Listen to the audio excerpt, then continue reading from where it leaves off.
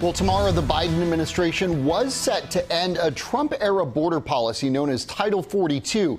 That is until a federal judge stepped in to keep it in effect, at least for now. The move comes as lawmakers, including some Democrats, expressed concern the border crisis could get worse if Title 42 is lifted. Here to talk about what all this means is Eddy Carder, a constitutional law professor at Prairie View A&M. Dr. Carder, thanks for being here. Absolutely. Thank you for having me. So when it comes to the border, we keep hearing about this policy called Title 42. First of all, what exactly is it? Title 42 is a piece of legislation on the federal level that was implemented in the interest of protecting public health with regard to other nations that had health crises whose citizens might try to come to the U.S.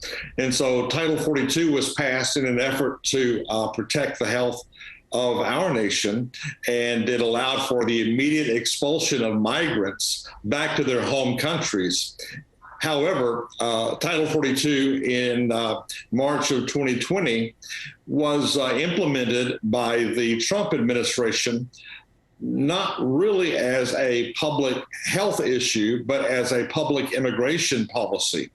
And so that's really the dilemma that we have currently. So the Biden administration essentially wants to get rid of Title 42. What, in your view, would effectively happen if it is lifted? There are a number of impacts that would occur with regard to the rescinding of Title 42. One would be a very practical impact. The other would be an economic impact. The practical impact would be that 18,000 immigrants, it is estimated, on a daily basis would make their way into the U.S. or attempt to make their way into the U.S. That stands in distinction to the current number of 9,000 immigrants per day, 8,000 to 9,000.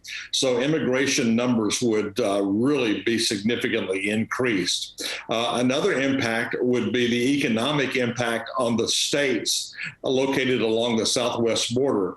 There would be a need for increased facilities to house the migrants. There would be an increased need for enforcement officials, for healthcare officials, increased need for educational costs, as well as humanitarian costs. So these increases would place a significant burden upon the states along the southwest border of the U.S. So as we mentioned on Friday, a federal judge took action to keep Title 42 in effect. Talk to us about this ruling and kind of what led up to it.